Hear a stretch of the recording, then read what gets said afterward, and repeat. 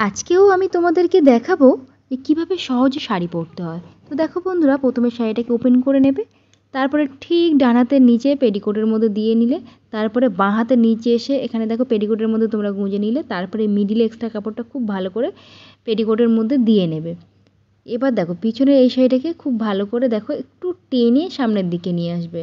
একটু টেনে আনলে কী হবে, তোমাদেরকে একটু লম্বা দেখাবে, সাথে একটু টাইট ফিটিংসও লাগবে শাড়িটা, ফোলা ফোলা লাগবে না। সাধারণত এই ধরনের নতুন শাড়িগুলো কিন্তু অনেকটাই ফোলা ফোলা লাগে, তো সেটা আর হবে না। এবার দেখতে পেলে মিডিলে শাড়িটাকে আমি এভাবে ধরতে ধরতে আঁচলে চলে যাচ্ছি। এখন আমি আঁচলটাকে রেডি করে নেব। একদম প্রথমের কাজ হচ্ছে আমাদের আঁচলটা রেডি করে নেওয়া।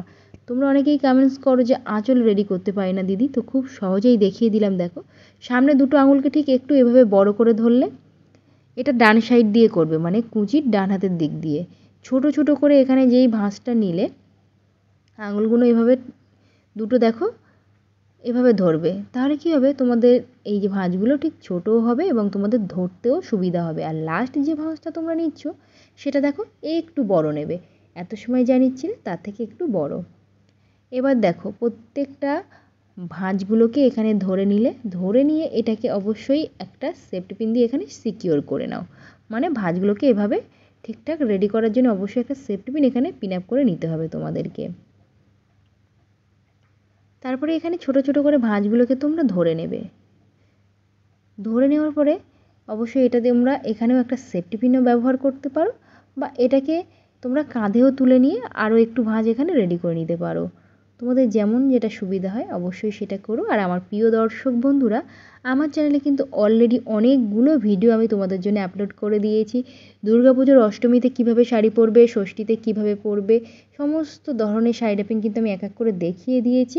যদি তোমাদের মনে হয় যে আরও কিছু নতুন ডিজাইন তোমাদের প্রয়োজন আছে, তো অবশ্যই আমাকে কমেন্টস করো, বা কোন শাড়ি, কোন রঙের শাড়ি, সমস্ত কিছু আমাকে একটু কমেন্ট বক্সে কমেন্ট করো, তাহলে তোমাদেরকে দেখাতে আমার অনেকটাই সুবিধা হবে।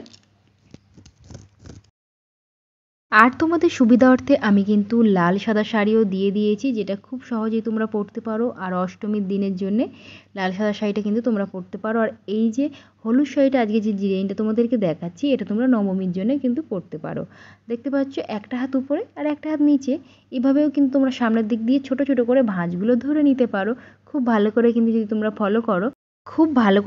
ফলো করো, তাহলে বুঝতে পারবে যে কত সহজ এই শাড়ি ড্র্যাপিংটা তোমরা কিন্তু ইজিলি করতে পারো এবার দুর্গাপুজোতে।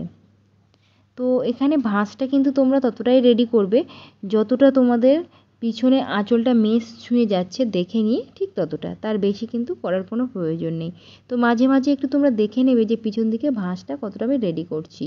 তো এখানে এখন দেখো আমার ভাঁজটা একটু বেশিই হয়ে গেছিলো, সেটাকে সামনের দিকে এভাবে টেনে নেবে। আঁচলটা মেশ ছুঁয়ে থাকলেই মোটামুটি হবে, তো এখানে মেশ ছুঁয়ে ছিল। এবার এখানে একটা সেফটি পিন নিয়ে দেখো ব্লাউজের ভিতর থেকে যতটা হাত পিছনে যায় পিছনে গিয়ে পিন আপ করে নিলাম। এবার আমরা কুঁচিটা স্টার্ট করব। দেখতে পাচ্ছ ঠিক বাঁ হাতের দিকে একটু সরে যাব থেকে, আর তারপরে এখানে কাঁচির মতো কিন্তু আমরা দুটো আঙুল এভাবে ধরবো। দেখতে পেলে সামনে দুটো আঙুলের মধ্যে একটা ভাঁজ আটকাচ্ছি, আর পিছনে এই যে বুড়ো আঙুলের নিচে আর একটা ভাঁজ এভাবে দিয়ে রাখছি। খুব ভালো করে দেখো। তো এভাবেও কিন্তু তোমরা কুঁচিটাকে রেডি করতে পারো। আর যদি মনে হয় ডানার দিয়ে আমি করতে পারি না, সেক্ষেত্রে আমার চ্যানেলে কিন্তু আরও ভিডিও দেওয়া আছে। আমার আগে যে ভিডিওটা আমি পোস্ট করেছি সেটা দেখতে পারো। সেখানে কিন্তু আমি বাঁ হাত দিয়ে কীভাবে করবে বা আরও সহজভাবে কীভাবে করবে সেটাকে আমি দেখিয়ে দিয়েছি। তো প্রত্যেকটা ভিডিওতে আমি তোমাদেরকে খুব ভালো করে টিপস সহ বুঝিয়ে বলি। আর একটা কমেন্টস তোমাদেরকে এখনই আমি রিপ্লাইটা দিয়ে দিই।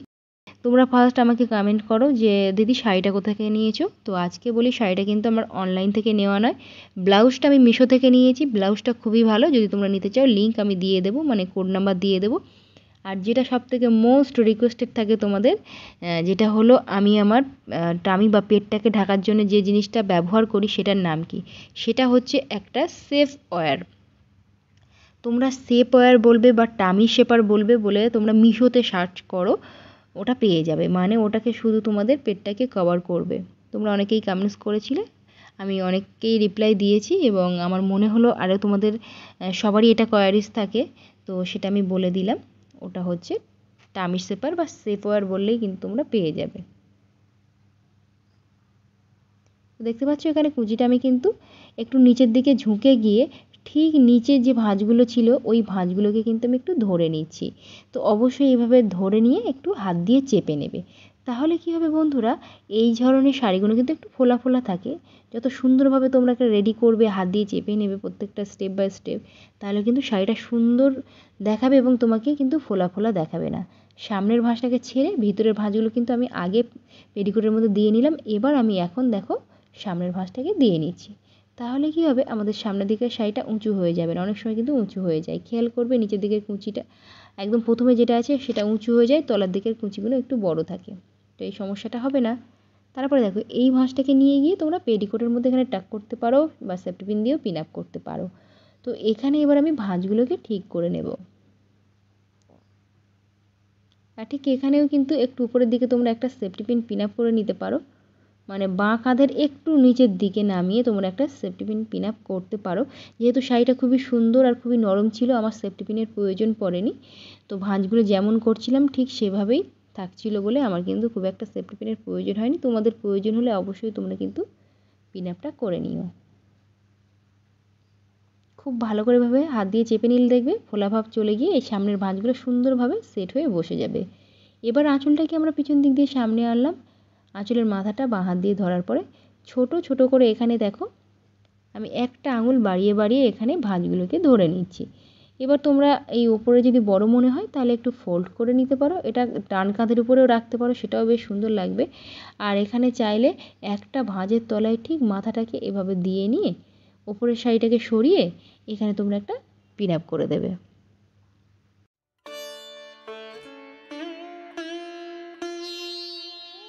একটা সুন্দর দেখে অবশ্যই কোমর বন্ধনী পরবে। আর পিছনের দিকে দেখো ভাঁজগুলো যদি তোমাদের একটু অগোছালো থাকে তাহলে সেই ভাঁজগুলোকে একটু ঠিক করে নিয়ে পিছন দিকে একটা সেফটি পিন কিন্তু তোমরা পিন আপ করে রাখতে পারো, সেটাও বেশ সুন্দর লাগে। আর এখানে ভাঁজগুলো যদি মনে হয় একটু অগোছালো সেটাকেও ঠিক করে নিয়ে এভাবে যেমন আমি ঠিক করছি ঠিক এভাবে তোমরা একটু ঠিক করে নেবে। তারপরে এখানে দেখো একটা সুন্দর দেখে কোমর বন্ধনী পরে নিচ্ছি। তোমরা চাইলে কিন্তু এখানে কোমর বন্ধনী ছাড়াও এই ডিজাইনটা পরতে পারো, কোনো অসুবিধা নেই।